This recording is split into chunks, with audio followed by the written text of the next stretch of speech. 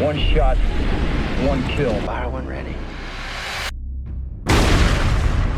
We're basically pinned down, and we're surrounded by snipers. Yeah. There we go. I mean, maybe that's what we're missing. Maybe we should cut loose a bit more often. Yeah, I don't know if that. I don't know if that's something we're missing. I don't. What, the Governor General? Cutting loose. I don't think that's a problem. Opening the floodgates No, on. Give me 2 seconds here, guys. Sorry, I just got to get a phone charger. Now we get banned. Speaking from of cutting, YouTube or yeah. something. Yeah. Well, I don't know. What are we going to turn into Red Ice Radio all of a sudden? I don't know what kind of cut loose means for you. What does that mean? What is that? Is that a show? It's it's the white nationalist the radio show. Jesus God. Oh yeah, let's do that. I Red Ice. I kind of imagined like more of like a hockey fighting channel or something. Well, potato. That'd be a little more tasteful. Yeah. I just picked Speaking an of, example. Yeah. Speaking of Nazi pieces of shit.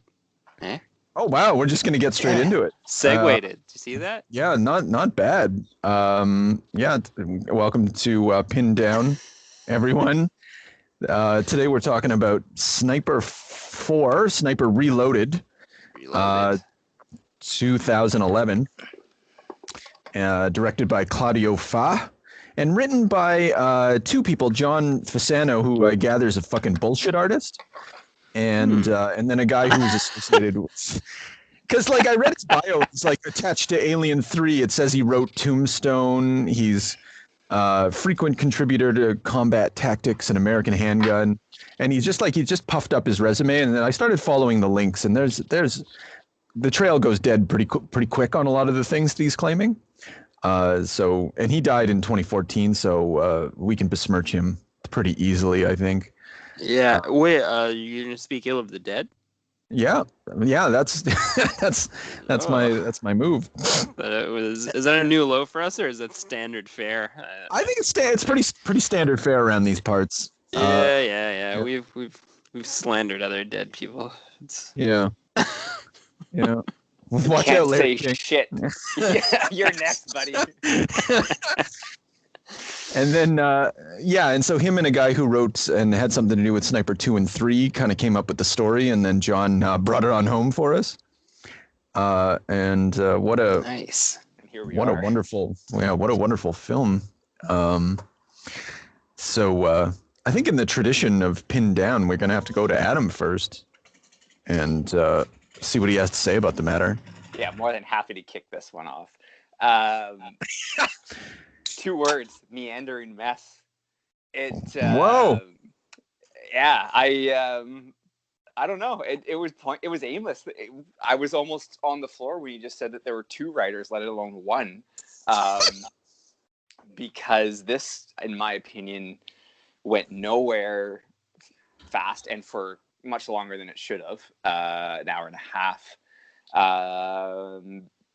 No introduction to the characters, really. Like, why do I care about any of these people? I don't. The only tie-in to previous movies, was the Beckett's son. Whatever his name is, fucking Junior, we'll call him. But Brandon. Really, there was no backstory to him at all. He's just pulled in front of that. I don't even know what it was, some shitty 2-person interrogation panel, for going AWOL and abandoning his post. But throughout the whole movie, I was kind of wondering, why do I care about him and his storyline and his platoon that he lost, or people? It's just I just didn't know where it was going, and it just seemed completely aimless and uninspired. I was talking to you guys about this over text, but maybe the worst sex scene I've ever seen in a movie. Oh no. But par for the course with the movie, because if I was confronted with this really well done sex scene, I'm well, this is out of place. But it was shitty, so it fit in with everything else. but it was just awful. Like, how did those two characters even get in the sack together? Like, it was just like this like dinner, and all of a sudden they're undressing each other. Yeah. Well, you've never seen Top Gun? You don't know how that works? You just have dinner and then it just equals sex? That That seems problematic to me. Well, it was consensual. She was into it. Well, I mean, yeah, if anything, actually, she was the aggressor. Yeah. There's an issue, though, with listen, this movie is rated R. People got shot in the face and their brains sprayed all directions. And then you're going to tell me that you're going to, like, this is my big beef. I know Adam already brought this up earlier, but how are you going to justify a sex scene in a rated R movie with no tits? Yeah. It's a good question. It's hard. Yeah, because you know what? I even would have settled for Buddy's ass. I don't know. Oh, just wanted something. Yeah, there was no passion. Like, no one had an orgasm. Like, it was like there's no sweat. A butt. I didn't see either person's butt. I didn't see either person's anything. She even had a sheet kind of propped up. I think they used 2-sided tape so that we didn't see her ass crack. Yeah, it's classy. It's a classy show. Aggressively classy. Yeah. It was a bra away from being like an educational video, pretty much. Oh yeah, I mean, like, why wouldn't you just go for a 14 rating?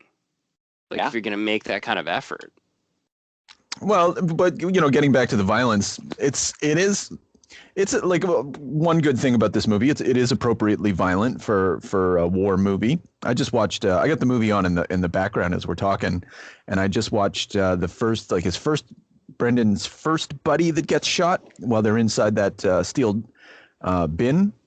Yeah, and watching him bleed out, and blood come out of his mouth, and it's pretty awful. He sold it. Yeah. But yeah, this man, you immediately know with this movie, like, it immediately tells you that, like, we're entering into shit town, because like you feel the budget shift, like the downgrading. You see the computer graphics. Did anybody do any deep dive on the research here? Did we actually go to Africa to film this? It was. I think it was filmed in South Africa. I think I saw it in the credits. Yeah. In the credits, it's like South African, but this is supposed to take place in the Congo. So they did it in South Africa, but it's supposed to be in the Congo. I mean, par for the course with our sniper movies, right? Yeah. I'm just sorry. I'm not. It's not a strike against the movie. It's part of the tradition. I will say the ant biting the sniper's face at the beginning. That was a really nice touch, and it gave me a little hope for the movie. I don't know if you noticed what I'm talking about. Like, it opens up with the sniper and he's not even blinking. And there's an ant crawling on his face, and then they cut to a scene and the ant's fucking biting him, just gnawing on his face, and the actor just holds it, and I was like, okay, maybe something cool is going to happen in this movie, and yeah, not so much. And that was it. No. Yeah. And that was it. Yeah. Okay. Yeah. I don't know. Like, this is gonna be a tough one to pull a lot of shit out of. I think you guys came out really hot here. I'm gonna say that I did like the sort of changing in direction. I mean, they gave us like sort of a hollow beginning, like you were saying, like Adam was saying, with the platoon and the like.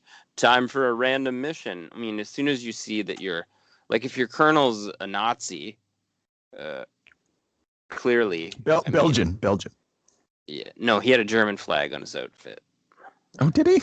Yeah, he did. I noticed that too. Oh, shit. Okay. All right. Like, you got a problem. I stand corrected. Right away. Yeah. That's an issue. Like, I mean, like, clearly that's a problematic colonel to begin with. I mean, like, if you can't see he's inherently evil just by looking at him.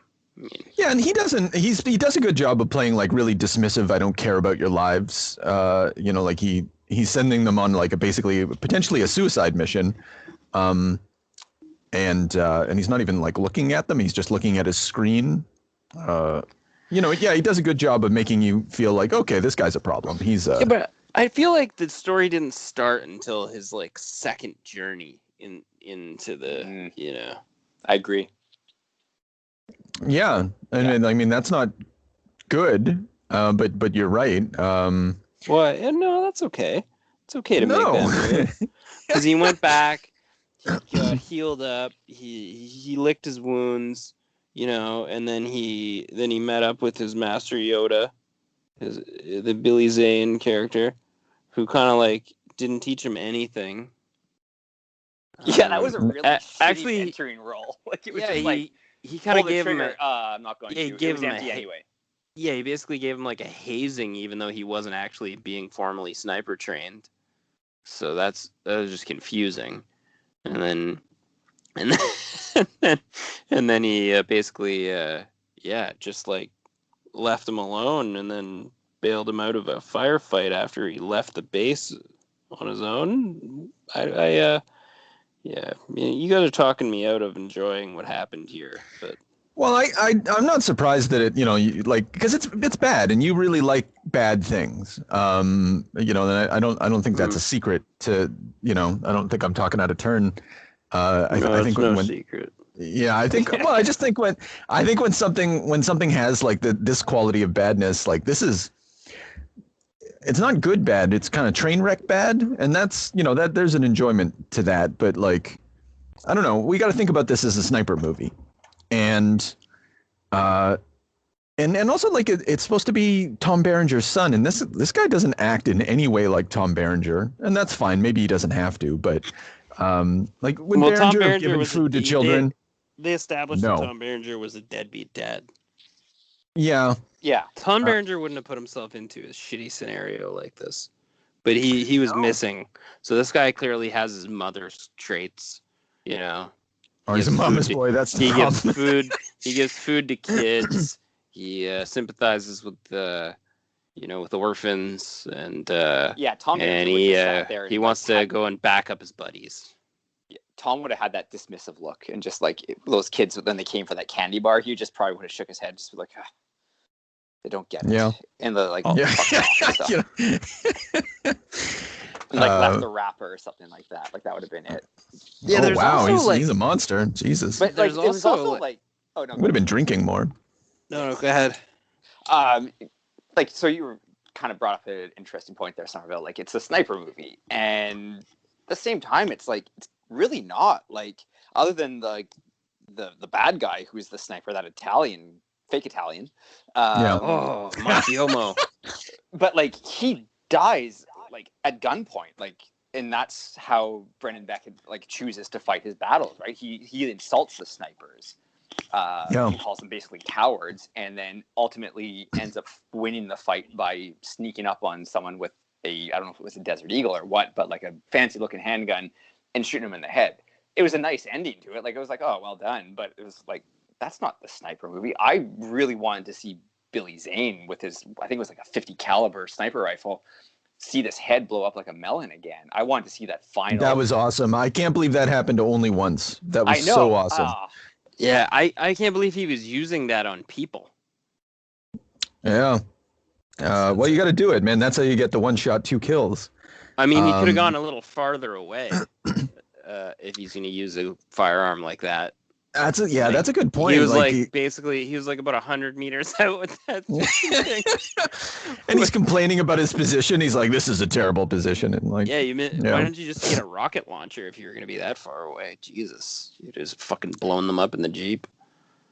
I think this movie, like, to the extent that it's a sniper movie, I think that it does a weird callback. It does the weirdest fucking callback they could have possibly chosen to do.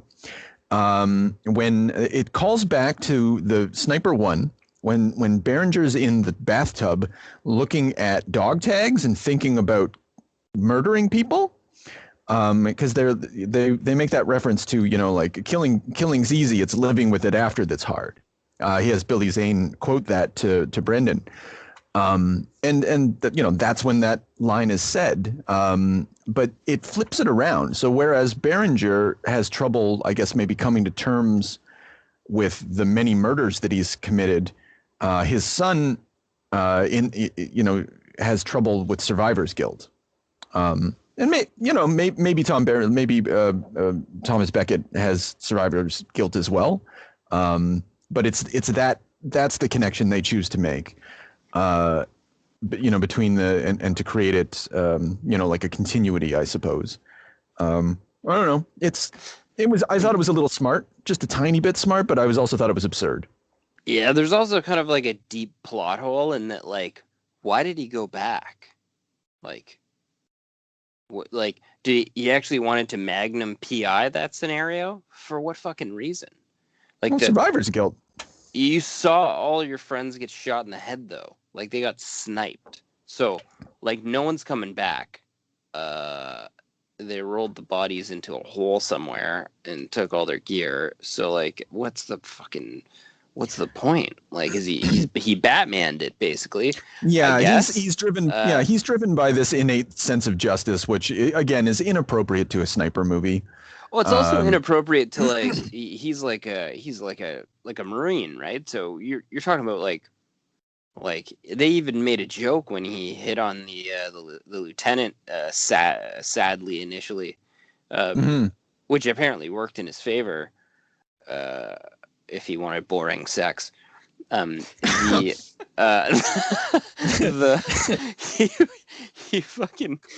basically goes and he hits on her, but like, I lost my train of thought. Oh man. Well, she shuts him down. She's just like, better work on the line, Marine, and but that's what I was going with. That his buddies, when they were working out, literally said that he was a dumbass. Right. Like, he's looking for somebody who's smart. You're not even smart for a Marine. So it's like, what? Okay. So what made him feel like he could solve this mystery? Well, maybe they were just making fun of him. I don't know. Like, maybe like he's actually like nothing in this show makes us think that he's actually stupid, other than the fact that he goes back into the Congo to try and capture like a master sniper. But I guess he's not. He didn't come off as stupid. Yeah, maybe you're right. Maybe the boys are just hazing him. I don't know. Yeah. Still though,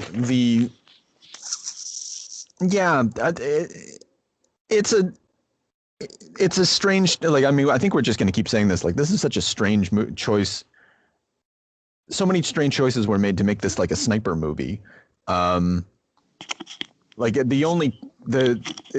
every side character is a sniper. Brendan's not even the sniper.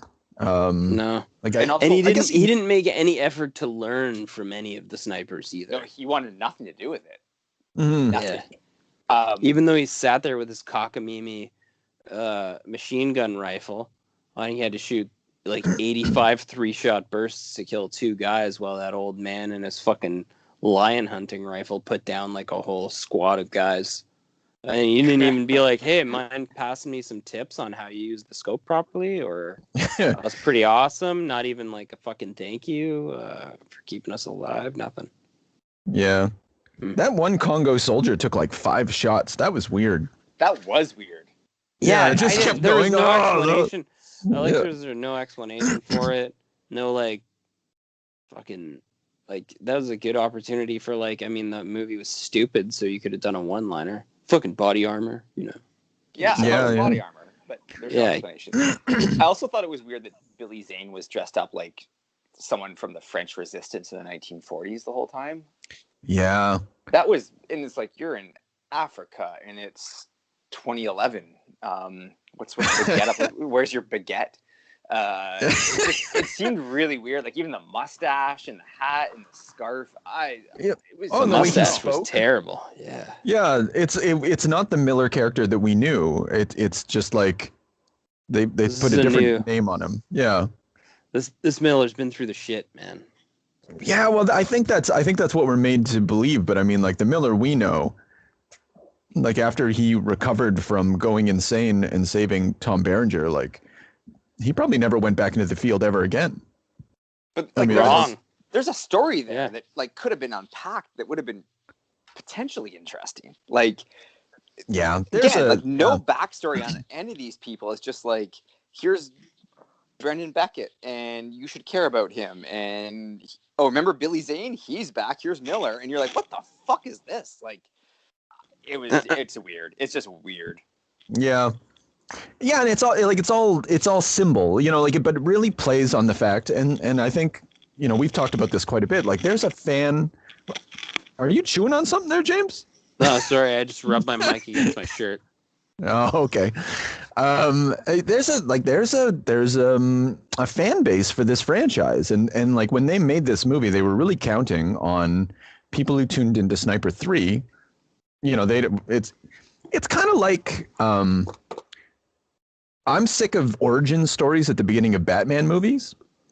It's a strange analogy here, but and so like if I watch Batman 3 or 4, I don't want to hear his fucking origin story again. I've already watched all the other ones. I've seen it a million times. I don't know. Maybe they were going for something like that here. They were just really counting on repeat customers, but good move. I think. Yeah, it's fair. I just with a Batman story, like you're probably like you've seen 1, 2, and 3, and Batman has been the character, and so you're like, I get it. I don't need the backstory, but with this one, you're like, who the fuck is Brendan Beckett? Like. There's nothing. There's like I don't even know if you unless you like get the name right off the bat and make the association. There's nothing there to link that to previous storylines. No, they do. They hit you over the head with a mallet, like so as he's walking in, they're rolling the credits. A lot of things happen in the credits. They went to that file folder of Thomas Beckett, and I think in there they indicated that. Actually, maybe I'm wrong. Maybe if I went back, I'd be wrong. But they were indicating that, this was the father, and then the son comes in. Right. So, but still, like that's not an adequate introduction to your character. Like you're absolutely right. Like none of this is. They're just like, here's a guy. He has a backstory. Remember him? And they just go through it. It is the difference. Because Sniper 3 was I had commented on it was Beckett's world. It was his universe. It was like an emotional universe. And this guy has no universe. He's all flash, no substance. Wow. Yeah, even at the end. I don't know. Yeah. Yeah, well, I was going to disagree, but yeah, like. Yeah, you can't even have an interesting sex scene. And his how fucking hard is that? Like seriously. Yeah. How fucking hard is that? I know. Even Bukim would have been a breath of fresh air. Holy fuck. I agree with you on that. If you brought Bukim back in this movie, I would be like, thank you. Here we go. It's too bad he died. Yeah. No, like no one has like when Billy Zane comes on all of a sudden like he's so much fun. He's like he's bigger than everything else. He's an actor and he presents himself on the screen and he knows how to do it. And no one else except for the slimy Nazi guy who plays his role very effectively. Like that's what he does. But he had his moment with the monologue at the end. Mm-hmm. Yeah. Mm-hmm. Yeah, but I know what you mean, Billy. He brought some like confidence to this role too. Like I think one of my favorite scenes in the whole movie was with him training the Marine snipers, and he just kind of walking back and forth, and it's just sort of like I don't know. He just seems like very zen, like through the whole thing, and like doesn't really care. He's just here to teach people. That's when he. Oh, I'm looking at the scene right now. Yeah. That's when he unloaded the quote of all quotes, right? You piss your pants and learn to love it. Yeah, I'm pissing my pants right now. That's right. I'm pissing my pants right now. I love it so much. that is great. Like the difference between his character in the first movie and all of a sudden we see this. Like something happened there, and that's a storyline that never gets explored at all, which I thought was interesting.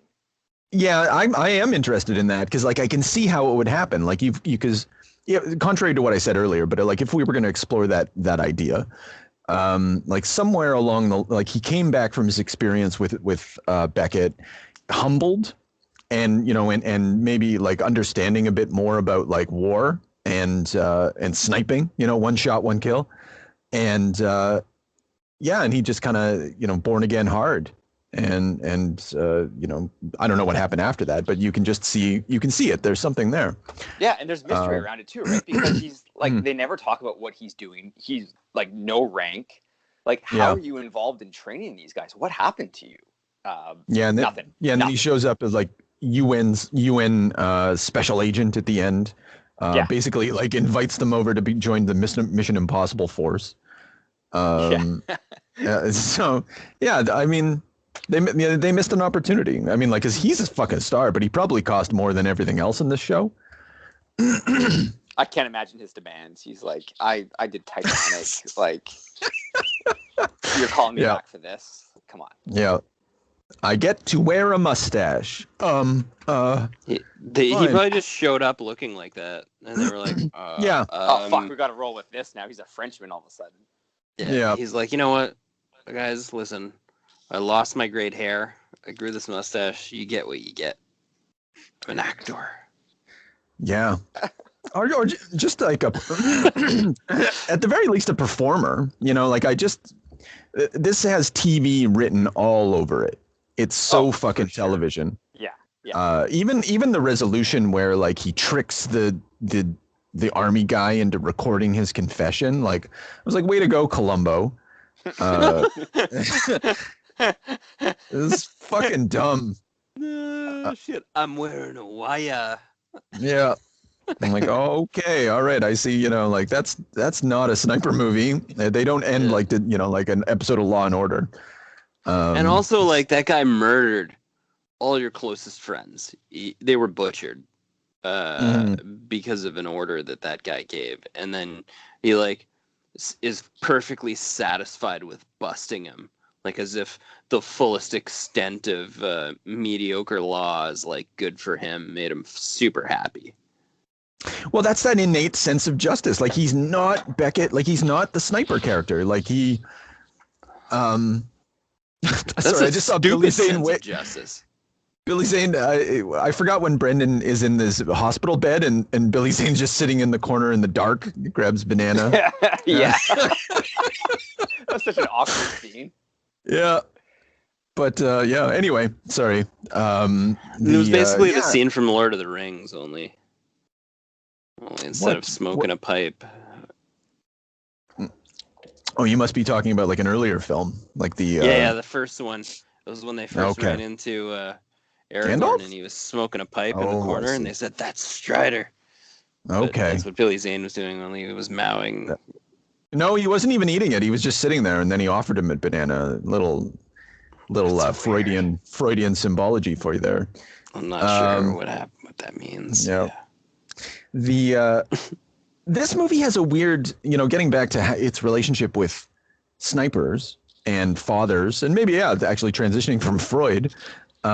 He starts off, he's pissed off at, it's also kind of the story of Brandon, to the extent that it is a story. It's the story of a guy who's really angry with his dad and rejecting the family business. And then at the end, and the family business is being a fucked up samurai. And then at the end, because he's like, he starts to identify with the sniper, and he's like, because Billy Zane, when he gives him his hazing or whatever, he's just like, he's got them, like, aim at that guy. You don't know who that fucking guy is. Shoot him. And he doesn't want to do it. And it gives the impression that the sniper is, they just fucking shoot at command. They're a weapon that you aim at something, like a samurai. And at the end, he identifies with that, and he's like, my father, he was a, quote, real soldier. He did his job even when betrayed by cowards and politicians, and that's true.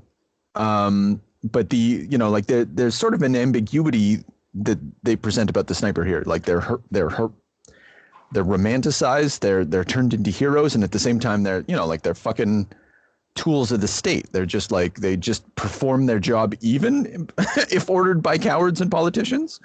And I think that kind of also goes to what you said about him arresting that guy, one of the cowards and politicians. It's just like, I don't know, this even in the instance even in the figure of the sniper, this movie doesn't know what to do with the sniper. It's just fucking around with the concept and just making references, but it's just not coherent. There we go. It's not coherent with respect to like what it wants the sniper to be. Well, he's not that's I think the weirdest part is that he's not a sniper, nor does he really ever become a sniper. He like proficiently uses a hunting rifle by standing out in an open field against a bunch of people that are untrained. So that wasn't exactly sniping. Also, he was saved by Billy Zane anyway, who actually sniped, or else probably two. They may have both been killed in that exchange. Yes, I remember. That's right. Yeah. So, like, I'm not sure, like, what we were trying to convey. Like, he's the sniper reloaded, but he never actually became a sniper. He didn't even snipe. He semi-sniped the guy at the end with a bit of shit luck. He gave him the old ripcord trick, which is a classic Behringer move. The stick dangler move. Yeah. Which you're right. Yeah. Yep. Yeah. So he got him through the scope, but he actually missed. Once again, just cementing that he wasn't a sniper.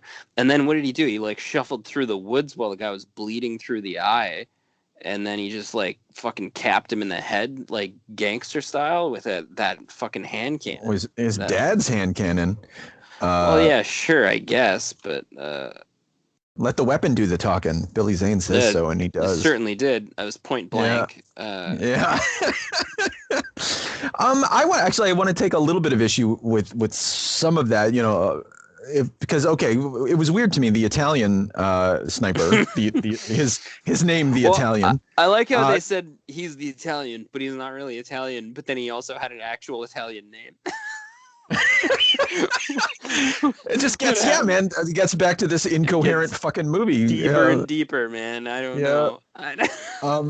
So he shoots him through the fucking scope, right? Shit luck. Shoots him through the scope, and then, but it happens to miss, and it just like ruins half of the Italian's face. And he still has the fucking temerity to say, "You weren't good enough, kid." That was a 1 in a million shot. That was wild, and it completely fucked him up. Like maybe it was luck, but you're not in a position to talk shit after that. You should be a little frightened. Maybe his posturing, his whole face was mutilated. Yeah. Yeah, no, I agree with you, Summer. Like, this was a non-sniper taking on apparently one of the best snipers, maybe in the trained world. by. Yeah, that's another connection. Trained him. Yeah, go on. Sorry. Yeah, and got almost the money shot with him. Like, that's a crazy ass shot through the scope, and he's just like, not good enough. And I'm like, I don't know, is it? Because you're dead to rights now. So yeah. The only other thing I could think that they were attempting to convey would be that maybe that Beckett's naturally inclined to be a sniper, which I guess they like sort of planted little seeds. Yes. Maybe, and I mean, like, all of this is maybe because the Billy Zane role was a cameo, and this is the beginnings of a multi-movie plan, which maybe we can take a deeper look at and see if we have some coherence in writers or. Oh no, we do. The same too. director. Okay. Yeah, we're gonna get the same director next. We're gonna get a different writer because I think dude dies.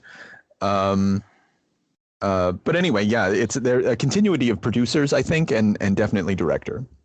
Yeah, so there's a plan here. Yeah, but what I don't like about what we're saying is that we're saying that Billy Zane is Merlin and Brendan Beckett is fucking King Arthur or something.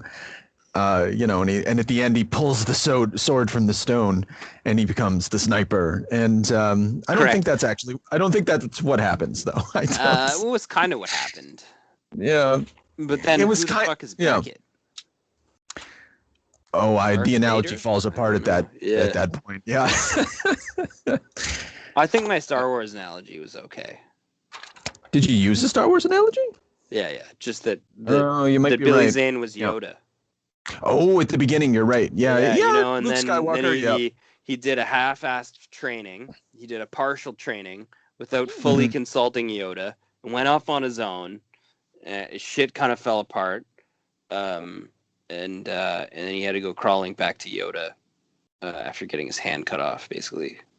Or in that case, I guess Tom Berenger is Obi-Wan. Opposite, maybe so Yoda showed up in the middle. Yeah, it's there. Yeah, it's there somewhere. Yeah. It's I see what you're going for, and I think it speaks to the poor quality of this movie that we can use analogies like this to make sense of it in the way that the movie didn't even half fucking try to do. It's we're really like just scraping the bottom of the barrel. Like maybe it's that kind of, maybe it's the hero's journey. Maybe, but I don't know what these directors and writers were like, we just want a fucking paycheck, and here's a piece of shit. Yeah, the executive producer is the same. I think that's the ultimate connection, is that the executive producers remain the same. At least this movie and the next movie are continuous with Sniper 2 and 3 in some respects. So the money's the same.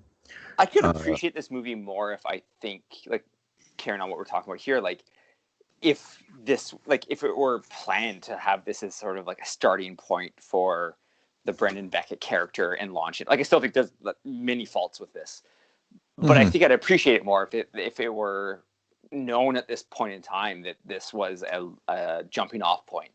I don't think that was the plan. Like, I feel like the whole Sniper series is just kind of like, or franchise is just kind of like really like ad hoc. Like, well, let's do another one, and boom, they just like spew it out. Or it almost feels they're surprised that they got like $500,000, and then they're like, "Fuck, let's do it." Yeah, and maybe the argument against all that is that when Zane shows up at the end, he like I said, he invites him to join the special mission force for the UN.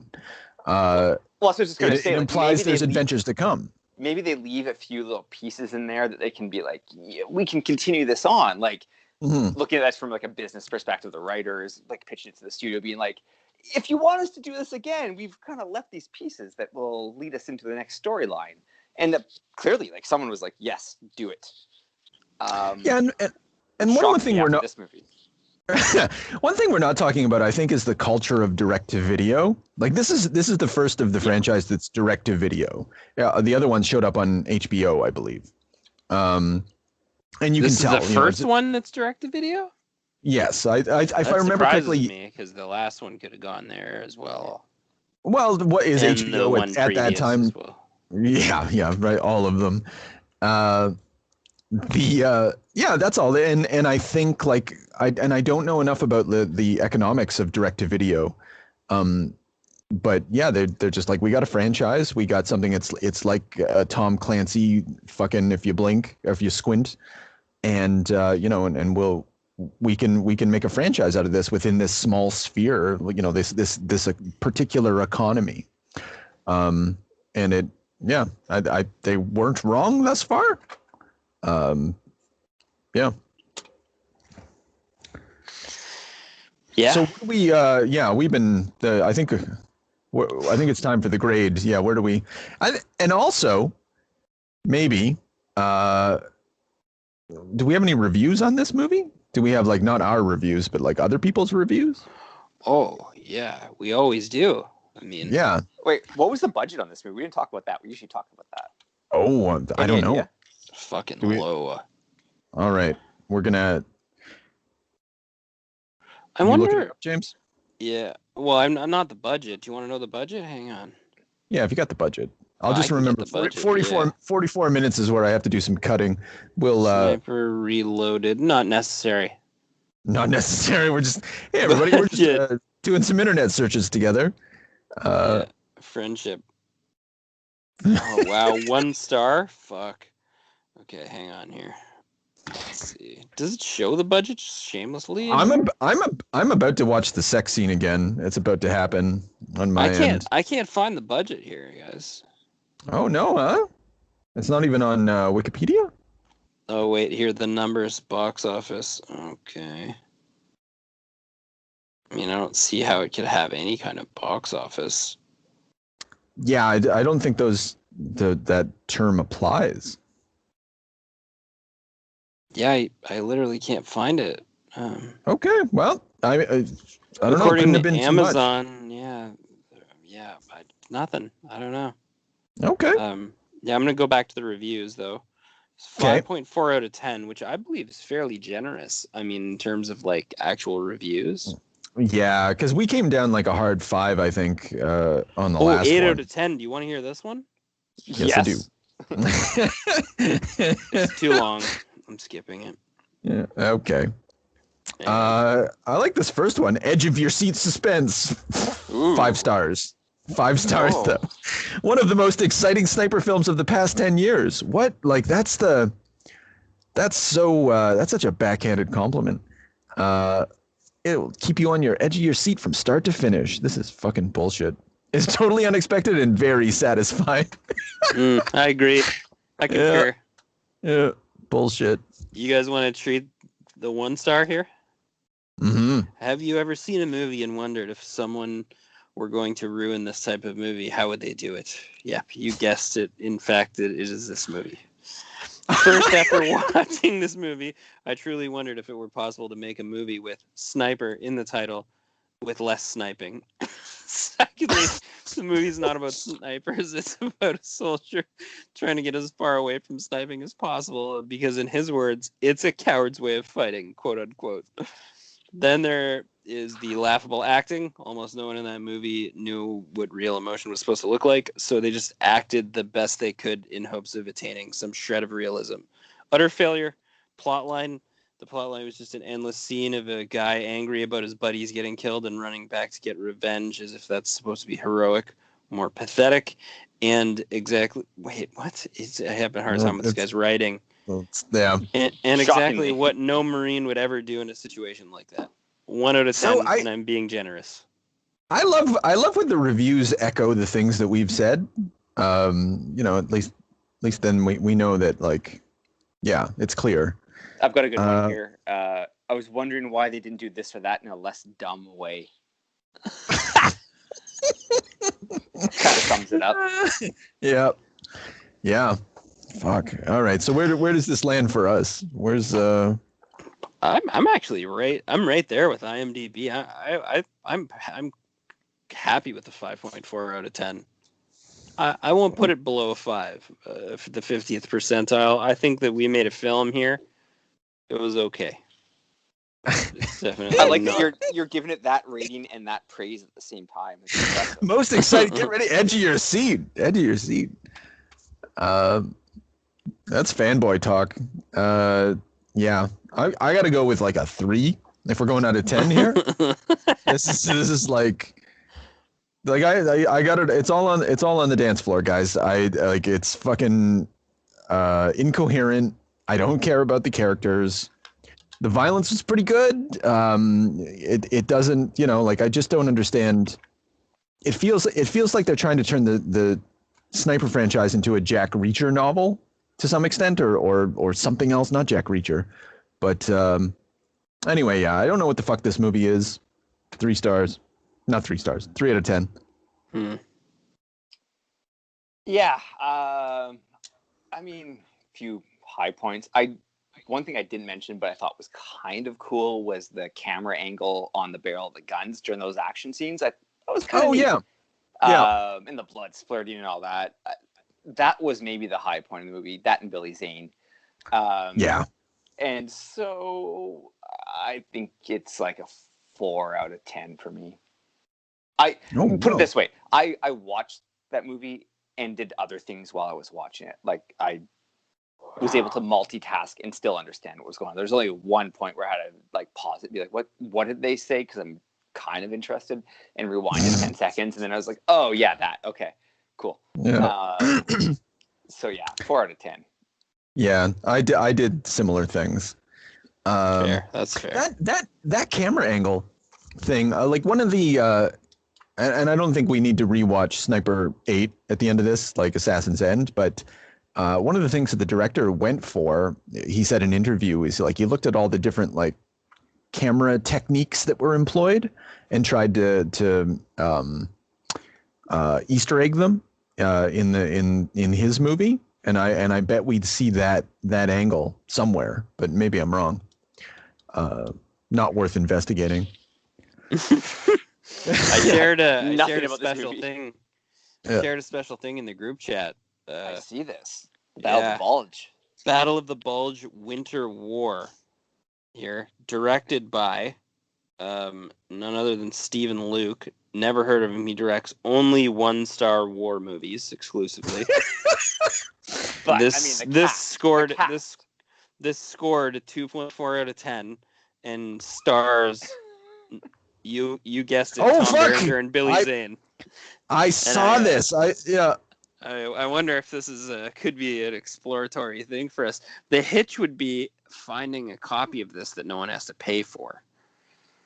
I saw it on iTunes. I'd pay money for this. I want to see what's going on. I want to. Come I'd pay up to on. $10. Yeah, no, $10. I'd give this thing. Going high. Stephen Luke himself is in this movie. The director, writer. My goodness. Stephen Luke's 10 years old. Yeah. So who's allowing him to do all this? Is he spending his father's money? This is a horror show. Yeah, man. When this is, maybe this is what we'll do. We got 3 more of these sniper movies left. Maybe we'll visit the Battle of the Bulge at the end, Winter War. See what these guys are doing at the tail end of their career, or not. Wow. It's 85 minutes. I want to see this. Yeah. Tail end of their career. No, you mean like dead center, fucking. Oh, you think they're spot. like a phoenix rising from the ashes? Is that? I think that they're actually like literally wading balls deep into direct to video careers to the point where like they're just fucking getting warmed up. Yeah, well, by 2020 they should be red hot. That's my 2020 they are red hot in direct to video. Yeah. Because Billy Zane's pumping out fucking film appearances like you wouldn't believe. He's been in 174 films. He has 2 or 3 coming out in 2020. 174? Yeah, he in 2021 he has 2 new projects that are not even listed yet. He's just going. He's shaking my head right now. He's sending you direct to video love till the end of it. It's always fun to get behind the guns and send some rounds down range.